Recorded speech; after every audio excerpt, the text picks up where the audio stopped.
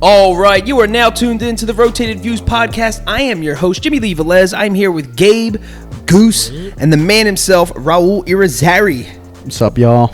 The Blueprint. In this episode, we have special guest Raul Irizarry. We cover topics that range from entrepreneurship, the hair business, the art of being a hairstylist, and much more. We wrap the episode up with quotes from Arthur Ashe and Confucius. Guys, if you're new, thank you for joining us. Don't forget to download and subscribe. We drop a new episode every Tuesday morning for your listening pleasure. Kicking things off, Raul, my guy. Thank you for joining us. We appreciate it, man. Thank you for having me, man. It's been long overdue. Absolutely. Sure. All right. So for those of us who do not know who you are, give us a little bit of background, who you are and what you do. So my name is Raul Irizarry. I'm a hairstylist. I've been a hairstylist for over 10 years, and I work here in Bristol Barrow. Specialize in building relationships and killing the hair game. I love it. Nice. And he came in wearing the Bless bands too, so I appreciate that. Nice. All right. With that being said, how did you get started in the industry? I guess long story short, I went to college to be an exercise science major. Yeah. And then figured out school wasn't for me. I always knew I wanted to do something hands-on. I always knew I wanted to do something social. So when I left school, my mother was just like, all right, not going to hang at home, not going to sit around. So took a little bit, a little soul searching, and then I got into the hair business, decided to try hair school, went through it, came natural, and then pursued it. Yeah. That's awesome. So explain to us the family portion of this, though, right? Because your mom is also, hairstylist and all that bad stuff. So. Yeah. So I guess we're like, I would be fourth generation hairstylist. Wow, that's awesome. My great grandfather had a barbershop, a little small spot. I just always heard stories about it. Never, got the chance to go in. Obviously, I wasn't born yet. And then he passed that talent down to my mother's aunt, who had a salon in Trenton. As much as I can remember, she was just a busy salon. Yeah. Like more like assembly line, get them in, get them out, kind of thing. And then she was my mother's mentor. Okay. So, and obviously my mother's been a hairstylist for over 30 years. Oh. And it wasn't really like my pride. I actually when we would talk about it, she would say, Raul, you have to try doing hair. I know you'd be great at it. And I'd just be like, yeah, no, I'm going to just stubborn. Yeah. So then, eventually it wound up happening, gave it a try, loved it. And now I get a chance to work with my mother, not on a daily basis because she's kind of like on her way out, but yeah, so. That's awesome. So I say this all the time. We had barbers on, we had hairstylists on, and I'm always fascinated by the craftsmanship portion of this, right? Because there's a business portion, as you said, there's that social portion, but it's really an art form. Did you have any other background in drawing, painting, anything to that extent, or this was just kind of it? I know you were a rapper. I think this guy was a rapper. I didn't want to come on the mic and start rapping, but although it comes natural, I was ready to freestyle as soon as the pod dropped. But no, I wasn't artistic at all, honestly. I think I like being around people. Yeah. I like talking with people, and I would think that I was a pretty good listener. My fiance would say different, but I was just proud of myself on my listening skills. So when I first started, I would watch videos. I would see other stylists, and I'm like, man, if I could do half as good of their work, I'd be great. Yeah. And it didn't really happen that way. I had to learn it. I had to make a lot of mistakes before finding my niche in the industry. And then it just became natural. You listen to people and you find out what their last stylist did that they didn't like, and you don't do that, and they'll work with you. Mm-hmm. How do you stay in tune with what the current trends are? because you're doing obviously a lot of female hair, and how do you stay in the loop with all that? In the beginning, it was classes. You know, we'd go to big shows in New York, Vegas, Florida, like the whole tri-state area. Yeah. And then I would watch my peers, you know, at the salon, the other salon that I worked at prior to working with my mother. I grew up watching my mother do hair. Yeah. So honestly, it was just kind of watching what I saw and trying to apply it and then add a little bit of my sauce to it. And then now it's just like evolutionized, you know, Instagram, Facebook.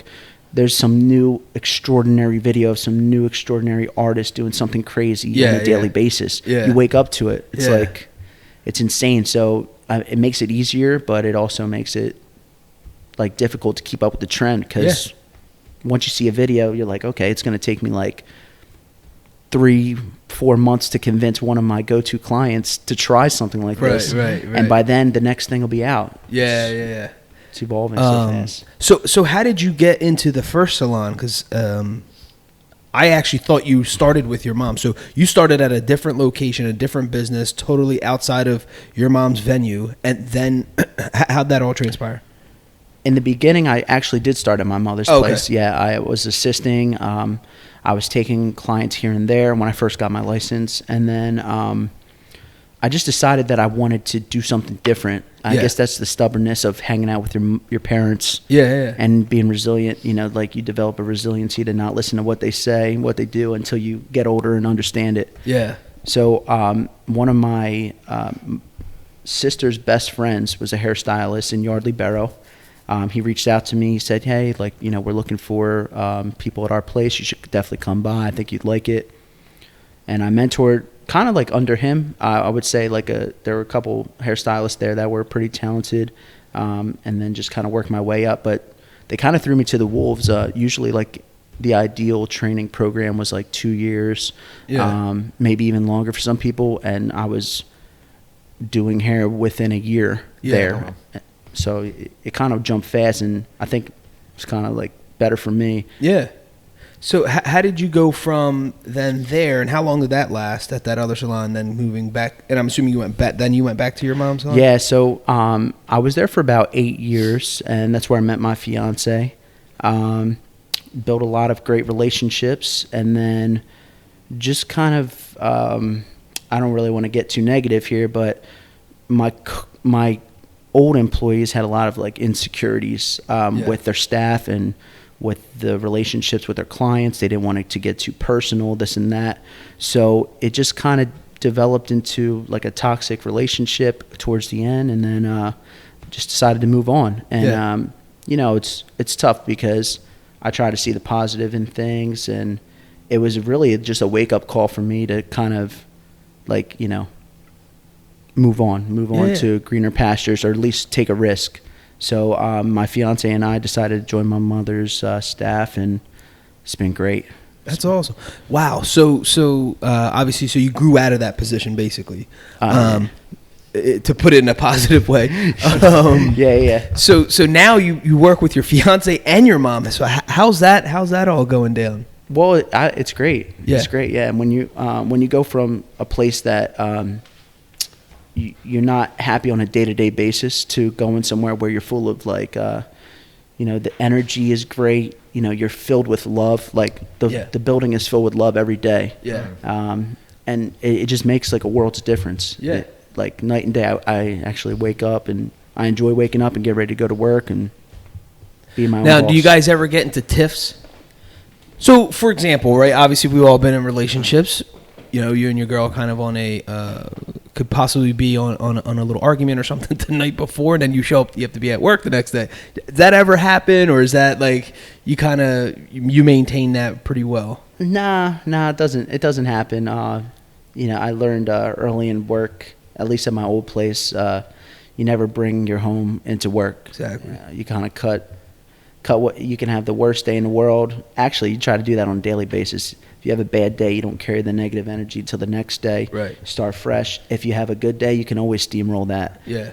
But no, my fiance and I have a great relationship. We don't really argue ever. It's kind of freaky. Yeah. So at work, it just makes it more fun. Yeah. That's awesome. So outside of the location and the staff there, what is the most difficult part about the hair industry? I know you're saying that there's constantly new things coming out. Is it that? Is there tools, or what is it makes it the most difficult? What's difficult? I'd say just like I don't really know. Actually, I don't know what's difficult about it. Keeping your clients happy, retention is a difficult thing. Yeah. My organizational skills have never been great. Yeah. They had to change. They had to get better. Yeah. When I made this move to becoming my own boss and almost a co-owner at the salon. Yeah. I had to be a little bit more organized. I'm still working on being organized. Yeah. But the craftsmanship, like doing the hair itself, that comes easy. Yeah. Talking with the people, hanging out with them, that's easy. Yeah. So other than that, the other difficult parts are not really that difficult. I guess I'm lucky in that sense. I don't have to meet deadlines. I don't have to. Yeah. So that's awesome. So speaking of deadlines, there are clients, I'm assuming, that apply a little bit of pressure. Have you ever, in a sense that they want everything perfect, right? So if a bride is getting married or something like that, do you feel pressure at any point, or you just kind of take it, the way it is? Early in my career, I felt pressure. Yeah. And then that's tough. And then I stopped doing brides and weddings. So then I got out of that pressure. Now I push that pressure on my fiance. So maybe that could be like our what we argue about, but not really. She's a specialist in formal design and all that, and she's her own freelance business. So she kind of handles that. But there's pressure. There's pressure to when you're doing someone's hair for 2, 3, 4, 5 years, you want to kind of keep it fresh. Yeah. You don't want to get into, I guess, a routine of just doing the same thing, because obviously then they're going to get tired of that. Well, yeah, the mullet goes out of style, unfortunately. So pretty fast. And I think you alluded to earlier, kind of convincing clients of a new hairstyle or a new trend, and when you finally convince them is actually living up to that expectation as to what you've just been trying to convince them for the last 3 months. Now, I wanted to ask you if you can explain your social media handle and how do you utilize that for business, because it's the title of this podcast, The Blueprint. But I don't know if you want to obviously give yourself a shout out and then explain why you picked the name and then how you utilize that tool. So my Instagram, Facebook handle is at The Hair Blueprint. It was kind of created because at the old salon, they were kind of emphasizing that we kind of had to go out on our own, that people weren't just going to flock in, from the name of the salon or the area. You actually have to go out and put work in. You can't just sit in a chair and expect you're going to be busy all the time. So I decided to create The Hair Blueprint. I just thought it was like catchy. It wasn't. There wasn't anybody out there. It seemed, kind of sophisticated, kind of like it would be like an orchestrator, somebody who would take their time to create a design for your hair. Maybe just give it a name that was a little bit more than what I was doing, but at the same time, it kind of was cool. Yeah. So I went The Hair Blueprint. As far as social media goes, I use it. I try to show love to a lot of the hairstylists that I'm friends with. I like to use it to reach out to clients. I think it helps me with the younger clientele. Yeah. But word of mouth is definitely something that I've discovered over my 10 years in this business that helps more so than just pictures. Pictures can be filtered. People on people on Instagram and social media can do things to hide the imperfections in their work. They can use it as a shortcut. I think talking with people face to face, getting out there, talking to people in the community that you don't do their hair, to get them in your chair and selling yourself to them. I think that helps a lot more. Although I do appreciate I get to put my work out on Facebook and Instagram, but it's huge. I think it's great because you get to kind of display your talent. It's a catalog for people to kind of go through. I know when, anyone who's into tattoos, one of the first things you're doing is doing research on who that tattoo artist already did, what kind of work they do. Literally, as soon as you walk in to a tattoo shop, right, there's a binder full of all these images and previous, art pieces that they did.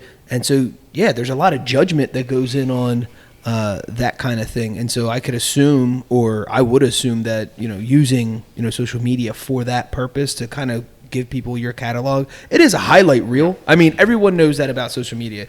Social media has been out long enough that we realize that people are just putting like the best stuff. Sure. Obviously, some people use it on the other way. No one knows why, but in a negative way. But in the positive light, it's a highlight reel. Yeah, absolutely. But I do think we're in a place where people understand that. I feel like you're not tricking people too much anymore. I think in the beginning, maybe 3 or 4 or 5 years ago, people were like, oh my God, look at the lifestyle. Now everyone's calling people out, and you're like, yeah, you don't really live that lifestyle. Exactly. We know that. It's social media. And now I think people take it a little bit lighter than I think they initially did when people were giving their highlight reel.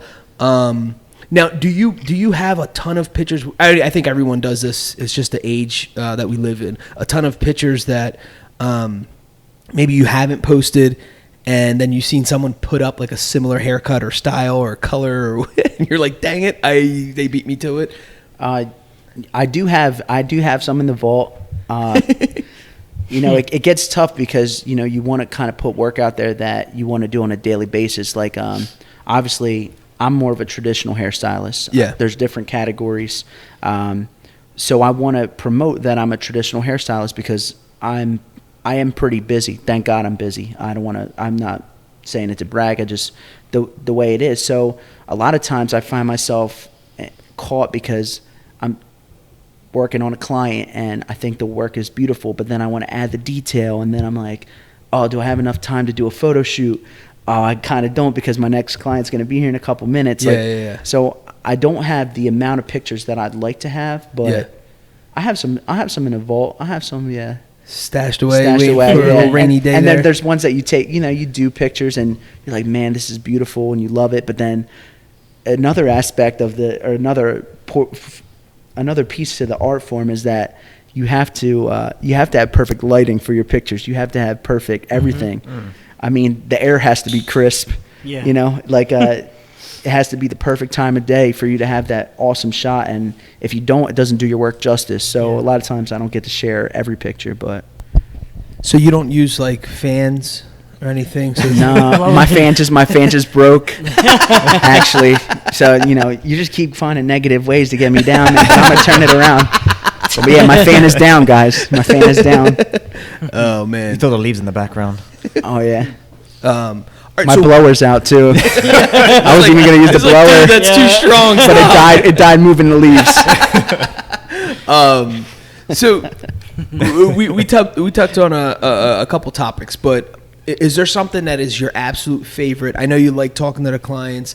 I know you like bringing in new clientele. Do you feel like that's the fun part, is interacting with new clients and hoping to one day, obviously not, obviously impress them, but give them the quality product that they're /service that they're seeking? Or is it those continual residual, or is it a little bit of combination of both, maintaining friendships and also building new ones? That's probably my favorite part. Yeah. That's probably my favorite part. I really cherish the relationships that I built over 10 years.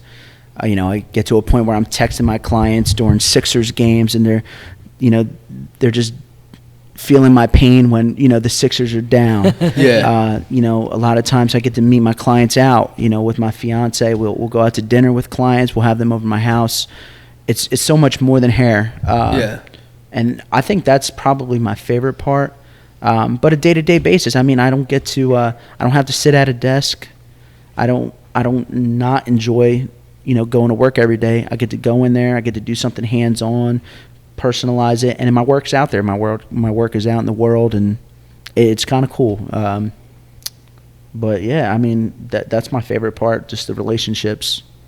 And the fact that I get to kick my mom out of the salon in a couple years too. Really looking forward to that. So is that going to be the end goal? I know you kind of mentioned a couple things. I know your mom's looking to kind of move on. Are you going to take over? Is it going to be all you? And then is it going to be Russ? Raul's Unisex Salon? Nah. As much as I'd love to change the name, I mean, we definitely rebranded when my fiance and I started at the salon. Changing it from Josephina's to the abbreviated version that it is now. It's a little more modern. Yeah. But I think out of respect for her, out of the respect that I have for her, I would never change the name. I think her name, she built a business. She's been a great role model. She's tough.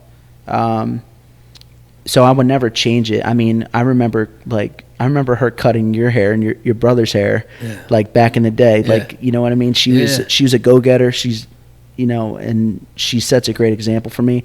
I don't know if I'll ever actually kick her out though. Like, she's kind of stubborn. She's made it pretty known that she's, even if I was to fully take over and she wasn't working, that she'd still be getting a pot, like a piece of the pot. And she would always stop by and just make sure everything's pristine.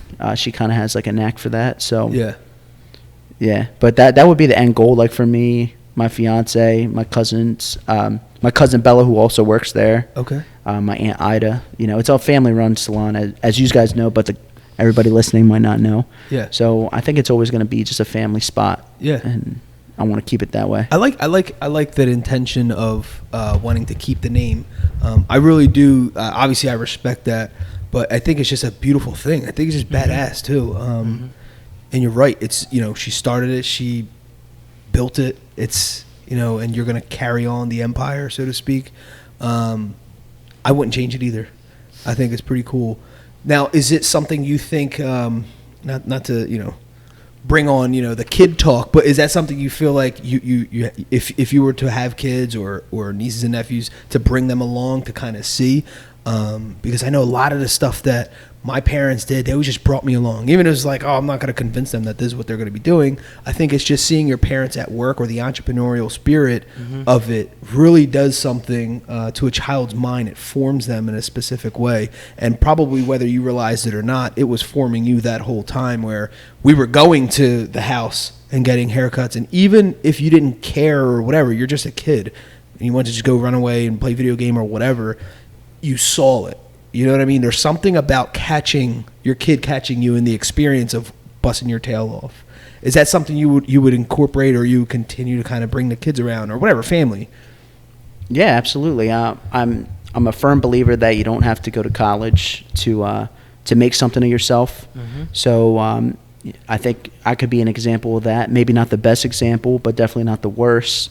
I made a nice career out of not going the route that I went, and I would absolutely love to keep it in the family. Obviously, when you think about equity, when you think about everything that's been invested from prior generations to get where you're at now, you want to share that with the next the next generation. Hopefully, in the next couple years, I'll be having children of my own, and I'm gonna keep them around, just like you keep your kids in Miguel's chair, you know what I mean? Absolutely. They hang out here. Absolutely, yeah. I know you and Goose, I don't know if you want to talk about it, but you guys have a dope relationship where it's more of like a respect thing, and then, bouncing ideas or questions, and I know every once in a while, or it's happened, I don't know how, maybe you guys cut each other's hair or whatever it was. Can you guys want to speak on that, or like how's that work? Because he has his own barbershop, you're at the salon, basically. That's you're kind of running the show there. How's that all work? Well, I know for when I worked at the other shop in Levittown, he would come in and I cut him and his dad, when especially his pop with the blowout, the curls on top. Classic. So yeah, I remember cutting Raul up, and he was like in high school and stuff, and then he kind of, I guess that's when he went to college and kind of disappeared when he graduated high school. I didn't see him for a while, and then I knew he was cutting hair at a salon. Yeah. And then and then every time we just ran into each other, just like, how's everything going?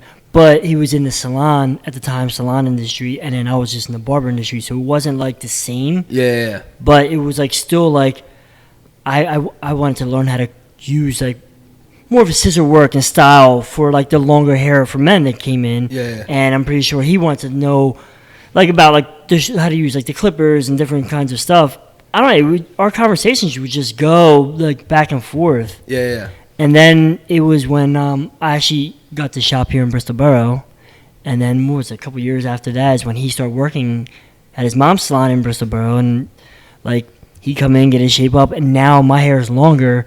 And I would have, well, actually before I would have like him texturize my top, cut my hair or whatever. And now I have like longer hair. And I would just go to him. He understands it more. And that's like his like masterpiece. That's his forte, you know? Yeah. So that's like with anything. If you go to a mechanic and the mechanic specializes in high-end cars and you have a high-end car, you take it to him. Right. Someone that has longer hair like myself, I want to go to someone that knows how to deal with longer hair. Yeah, and do ponytails. And like pigtails and stuff.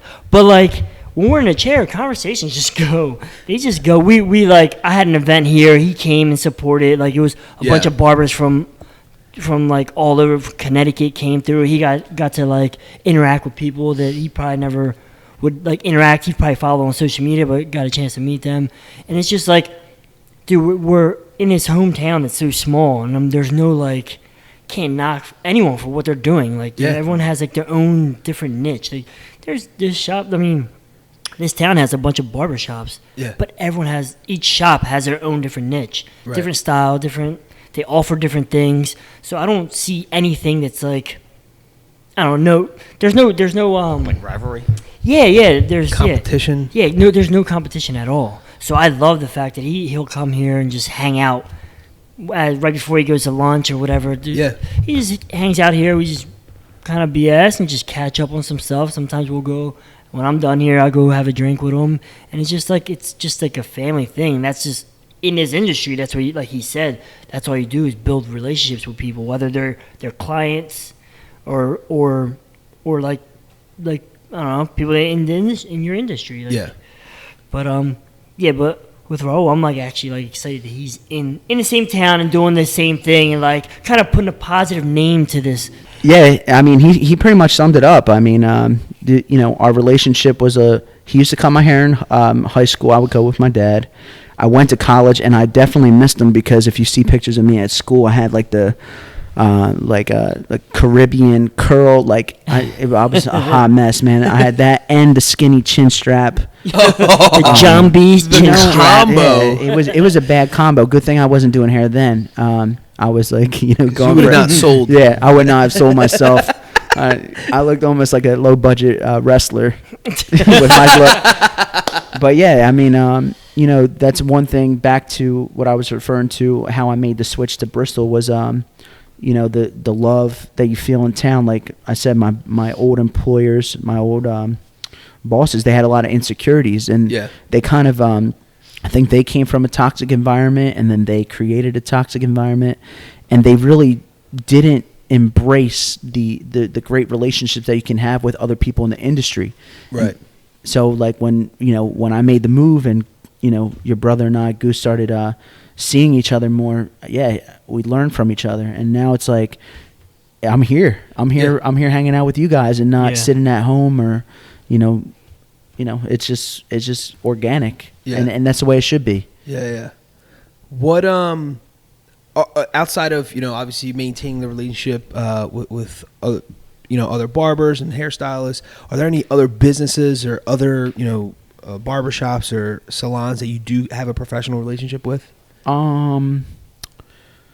Not really. More just like friendly relationships. I don't have any like endeavors with anybody. I have kind of a project going on right now. It's aimed to be on like an app platform. Nice. I got to keep it close to the chest right now, just because I don't want to leak anything. But it's definitely a combination of a lot of things that I've been through with my old employers, with everything that I've learned in this industry. But it's definitely out there to promote young hairstylists and more of like that relationship between client and stylist, or barber, or whatever your surname is, whatever you go by. But it's meant to just kind of focus in on that relationship, making that relationship more direct, so you don't have to go through upper management to contact your clients and show them your work and give them updates. So I'm really excited about that. It's been something that I've been working on low key for a while. I have a couple meetings that I need to set up to pursue that, but I'm really excited about that. Nice. Hopefully I can join up with a lot of hair salons once that kind of goes forward. That's awesome, and that goes to show kind of what we always talk about is just that entrepreneurial spirit, not settling, right? And kind of almost in a way giving back to a community because it's based off your experience. Maybe it would have never been an idea, obviously, if you didn't have the experience that you did have, but really sharing what's worked for you, kind of living up to the blueprint name, so to speak, and allowing people to learn from your mistakes, learn from your errors, and just kind of listen. Everyone, the road to success, you got to take the stairs. There's no elevator, right? And everybody got to take it regardless. But are there tools? Absolutely. You guys know there's different scissors, right? There's a dull set of scissors out there somewhere that some hairstylist is using right now versus there's a very sharp pair of scissors that they could be using if they change their supplier or however it works in your industry. And you guys can probably speak to the tools, right? You probably didn't start out with the tools you have now. No, when Miguel would cut my hair, he'd pull on it. That's because I was using a butter knife. Yeah. But is that why you sent me those emojis like after the appointment? Yeah. Like, okay, all right, yeah. Yeah, for sure. Like you got to invest in yourself. So if that comes into the tools, the marketing, you name it. Yeah. Key. I know Goose is always, his eyes open for younger talent or someone to mentor. And I always remember this story. I never forget. It was actually about one of his staff members, Romeo, and you were young. I guess it was at least 10 years ago. I don't know. You could probably speak on it a little bit more, but there was an opening at the old barbershop where everyone got started. And a couple dudes, came through to kind of display, their talent or whatever it was. And, some of them were no-shows, right? Then some of them didn't even have their own equipment or tools or whatever it was. And then other ones were just sloppy, not sanitary. And everyone's watching, especially in this industry. People are very particular about these kinds of things. And then walks in Romeo, where he had literally like a toolbox full of all his own stuff, everything perfectly lined up. And Goose, you could probably talk to, but dude, it just gave me chills because that's someone who invested in himself, who really wanted it, who took the job serious, and basically showed out everybody else. And there's dudes in there probably came in with like 15 years experience, and he got the job, and he was a year or two in. Yeah, no, so Romeo was, I think, a senior in high school. He was like 17, 18 years old, and he was coming in as like an apprentice. And he came in. It was like almost like a suitcase box. Like it was it actually was like an old DJ box.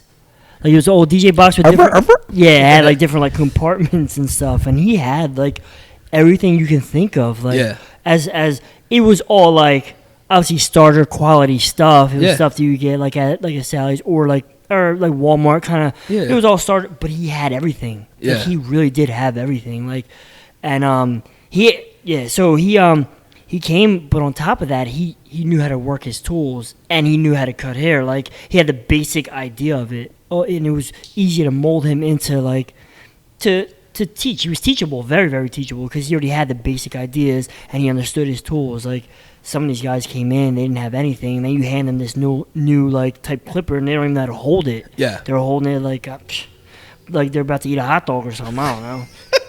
But I like hot dogs. Like, and and it's like it's all on how you display yourself and like if you're prepared for the thing for working. You said something very important there, was that he was teachable. Yes. And that's huge in any industry.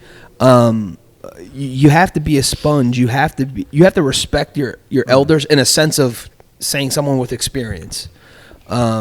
Raul, is that something that you see yourself doing in the future, holding classes, or do you already hold classes, or is it kind of something like being a teacher kind of thing? Is that something that you would like to do, or even if it's just molding a new team member at the salon? Yeah, I mean, I definitely, like, one thing that I wanted to do in the next year or so was I see a lot of my peers getting picked up by like by companies, like bigger companies. Sponsorships? Yeah, sponsorships or, you know, I actually, one of the guys that I met here at Miguel's Mixer for singles and hairstylists. No, I'm kidding. It's hysterical. He told me it was something different. That's why I came. So anyway, one of the hairstylists that I met here actually, super cool guy. His name was Joel. You know, I saw him through social media. I never really met him. I mean, prior to the, you know, the mixer or whatever, the meetup that was here. And, you know, I started following him. I started messaging him. I'm like, hey, you know, like, great work. You've seen Miguel's hair. What do you think? And then, you know, and then like it just turned into like not like a big relationship, but he would just give me some advice, like, you know, do this, do that, you know. And we had set up to go to a hair show, and then my fiance got sick the day of, and I was like really looking forward to it because the one goal that I want to set out, I think, for this upcoming year is get picked up by a major line, like whether it be the people that make color brushes, whether it be the color lines that we use, whether it be the scissor line that we use, the clippers. I mean, there's so many tools, clips, capes.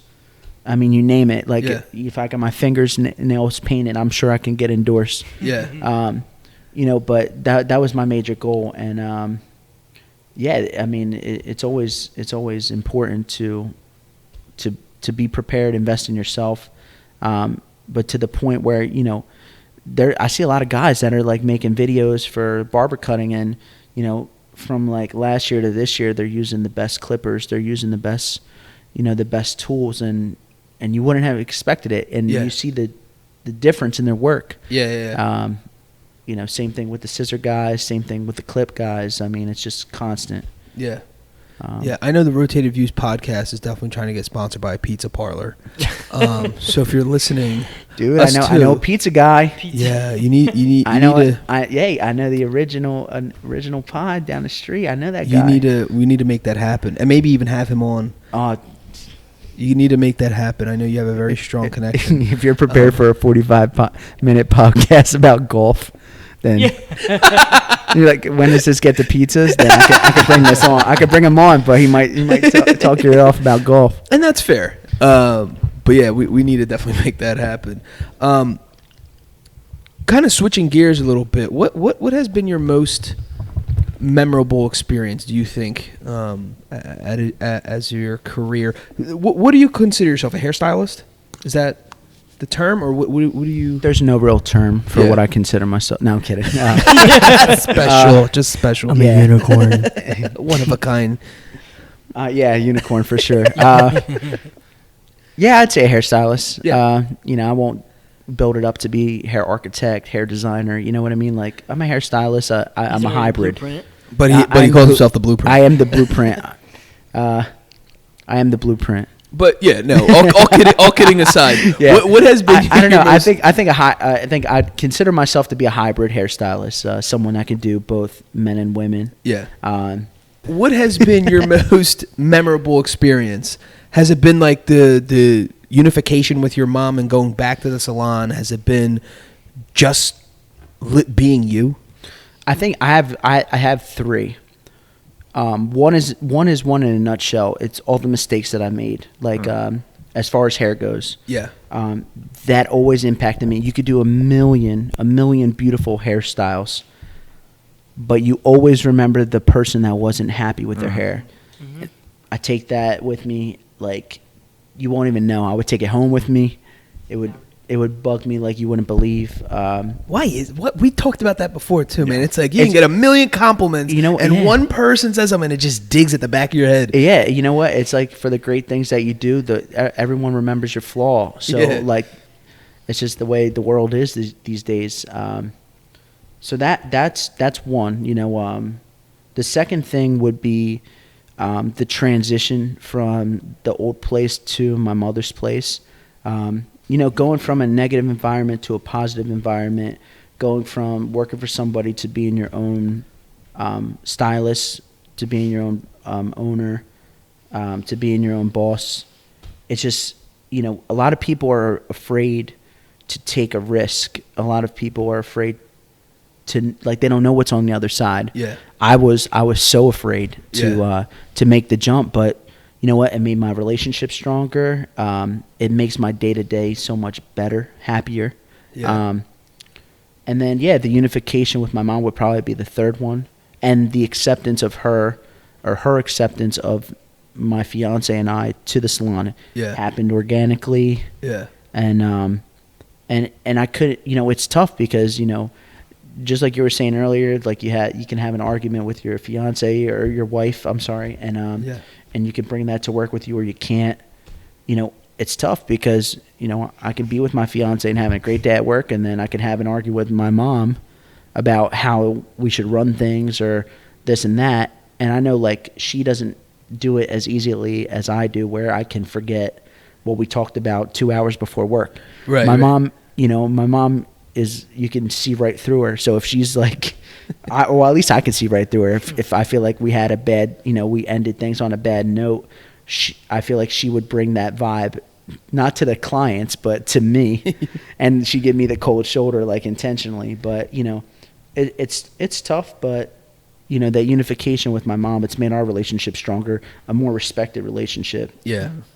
Rather than, just like, she's my mom, come over for dinner every now and then, this and that. Like, now we have a respect. I respect what she went through to get where she is, and she respects what I'm doing for her, for her business, and what I do on a daily basis. I'm there, like, sometimes 6-7 days a week, morning to night to whatever time, to take care of my people. And, she's on her way out, and she's, like, realizing that it's kind of it's definitely been impactful, and to our relationship, it's definitely made it more respected. When you talk about building your clientele and working, some weeks it's 6-7 days a week, how you mentioned before, talking about being a little bit more organized. What does that look like? Do you have like a physical book? I know people call it their book, with their clientele and their calendar or whatever it is, and whatever that looks like. Is it on an app? Is it on your phone? Is it and is your mom aware of your appointments, or how does that work? We've had some complications, but between her and I, a little lost in translation moments, because we keep a physical book. Yeah. Writing it down. Where I talk to Goose all the time about, he keeps his book electronically. He made the switch, 2 years ago or 3 years ago, something like that. It's been 4 years. Yeah. I was gonna say that next, I swear. There's no other options. Like 1, 2, 3, 4. 2.5, 2 3/4, 4. So, like, 4 years ago, and I remember him saying, like, it gets a little bit difficult because, he's been doing his people for however long he's been doing it. I've been doing my people for however long I've been doing it. And the issue with me is that I always knew that I never wanted to make people wait. Yeah. And, it would drive you up the wall if someone was, like, waiting for their appointment, just, like, looking at you as you're doing, if you're taking care of your client and you want to focus on their hair, meanwhile you can't really focus because some bad energy coming. You got some bad energy, like somebody's like, I have to be somewhere. Pressure's on. So it can get a little frustrating. So I think that's why I never made the transition to an electronic book, because people say all the time. I mean, even now when I text my clients and they say, "Yeah, I need my color done," and I'm like, "Oh, okay. What does that mean? Do you want your roots covered? Do you want everything covered? Do you want highlights, lowlights? Then everything's infinite." Yeah. And they'll just say, "Oh, I just want this," and then you book out a half an hour and. The client has, dark hair, and they all of a sudden want to be platinum blonde like Sia. Yeah. You know what I mean? Yeah. And you're like, this is like 4 hours, and I have a half an hour blocked out for you. So, I take the time, a little bit more time, back to the organizational thing. I take a little more time texting them, asking them what they want, knowing the condition of their hair, this and that, to make sure that it's smooth, make sure that their appointment goes smooth, and that my day goes smooth, because I book, anywhere from like a 4-hour day to a 10 to 12-hour day. Yeah. And I want things to roll smooth. I don't want to, especially being smaller staffed, that comes on me. If somebody's waiting half an hour later than their appointment, that's on me. That's not on anyone else. So that's why I keep the hard book. That's why I try to stay organized and just put a little bit more effort into booking an appointment, not just, color. Okay, boom. And then, then there's like this big surprise. Yeah. And but what does that look like when you are texting? Like that book doesn't go home with anybody, does it? No, intentionally, because you definitely want to separate. You want to separate from work. You also want your private time where, you're not texting clients every single day when your significant other's trying to talk to you or spending time with your family. So we keep a hard book at the salon. We don't take it home. But you have a soft file, I'm assuming, in your phone or somewhere. Because so for example, you have two people hit you up in reasonable time. It's whatever, you're not doing much, just after dinner or whatever, and they're saying, oh, you know what, I want to do blah blah blah. So you're not physically at the shop, but you're at home and you're going back and forth with a client. What does that look like? Are you just keeping it in the back of your mind and remembering until you walk in the next day, or so they get ignored if I didn't have dessert yet? Okay, perfect. That's fair. That's definitely fair. I have rules, man. I like it. Usually I'll take a picture of my book for the week. Either I will or my fiance Laura will, and we'll just kind of go back and forth. Someone will say, oh yeah, like I'm looking to get in Thursday. Do you have any afternoon appointments? So, I'll check, scroll through my pictures, be like, okay, I could probably get them in here, this and that. If I'm unsure, I'll just say, you know what, I'm out of the salon. I'll text you when I'm back in the salon. And then I actually, just for the organizational purpose, I have in my notes, I have like it's my appointment like week to week.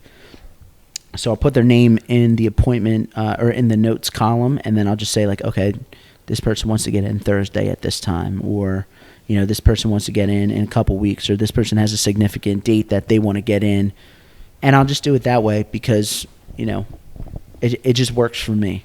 Yeah, maintaining the book is one thing, and obviously you speak on now being organized. What does it look like when someone doesn't show up or just has a cancellation last minute? How does that work? So I think if you're like the old salon that I was at, they were very tech based, like appointments through a book, this and that. So I think they were able to keep more of a record of like no shows. Sometimes if an appointment was a 3-hour appointment, they would take deposits. I don't like to do that because I actually had like clients of mine message me about times because they booked something and then something would come up, which everybody's busy, right? But sure. You also have to have a respect for me, like I would have a respect for you. Like if you're my doctor, I'm not going to show up. I'm just not going to cancel on you last minute. Like I understand it, and it's been made more apparent to me because I actually have doctors as clients, and they get like heated, like their eyes turn red when you say like people didn't show up for their appointment. So me, I have a checklist. I have that's a nice thing about texting people is that you can always cut them off. Mm-hmm. So if I feel like I'm getting disrespected, because I take a lot of pride in my relationships, as I've said before, I was telling you, if one time it's cool, 2 times if you're always late, that's another thing. I might be like, okay, if it was electronically at 10:30, you'd show up at 10:45. So I'll just text you and be like, your time is earlier, and then I know you're going to show up when I actually need you to be here. Right. But I have a checklist. I have cards for all my colored clients, and then I also have my notes with all my clients in it.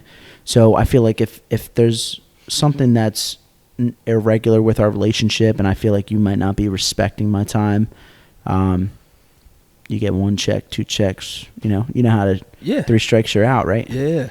So how does it work when a client asks for something either 1 you can't do or 2 you don't think it would be the best fit for them?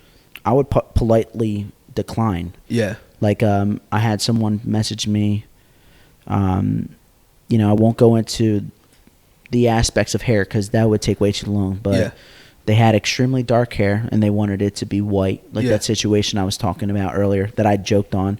But people actually do that. They'll ask for, extremely white, ashy hair Yeah. And they might have like dark hair, or they might have used box color that they picked up at like CVS or Walmart for years, and they finally, maybe saved up some money to get their hair done, and they want to get it done. But if I see something that because I kind of keep like to a core, like, I definitely want like nice, healthy hair, and I want it to look nice all the time, and I don't want it to just look nice when you leave the salon and then game over, and then it's not going to look nice until your next appointment. Yeah. So when I see people in that situation, that I can't accomplish something, then I'll just say, I can't do it, or I'll suggest something different. A lot of times, they see a picture, they think it's cool, and then you come in a salon and you're like, I know that wouldn't look good on them, so let me try to influence, my professional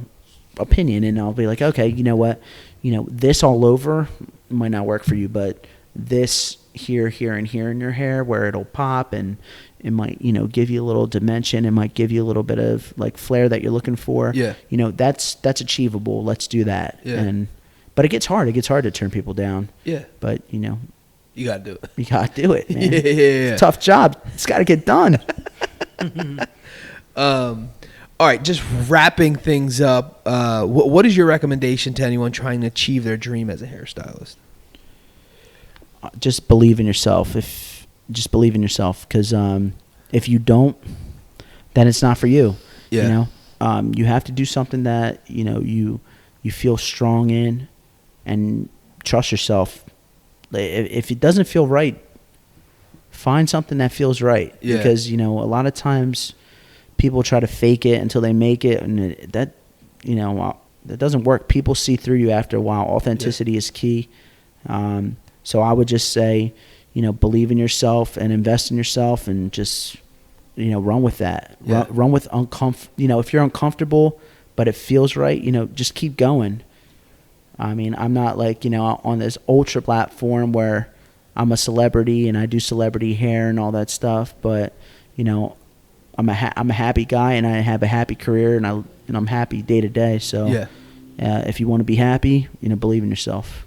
Love it. All right, and for those of us who are looking to follow you, get a hold of you, book an appointment in the future, how can that happen? What's your handles, websites, emails, whatever?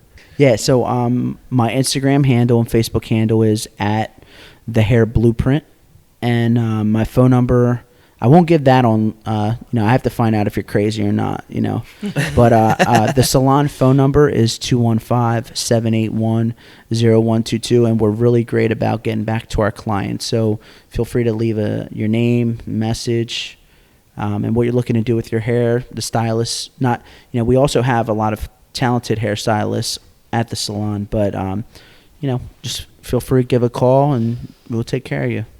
Awesome. Well, thank you for joining us. We appreciate that.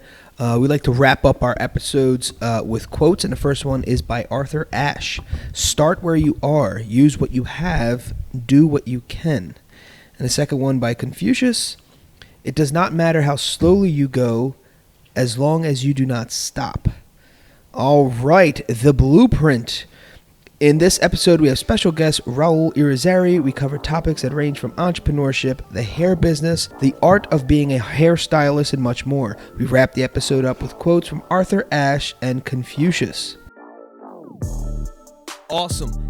Guys, thanks again for joining us. The Rotated Views podcast was produced for self-development purposes. Huge shout out to our sponsors. This episode is brought to you by the Blessed Lifestyle brand. That is BL3SSED.com. Also sponsored by The Motivation Files Unleashed. This motivational mixtape will be your fuel for success. Available on all platforms. Guys, don't forget to visit the website, JimmyleeVelez.com. Follow us on Facebook and Instagram @RotatedViews. If you have any inquiries or questions, email us at info@JimmyleeVelez.com. On behalf of myself and the rest of the crew, we wish you massive success. Stay blessed.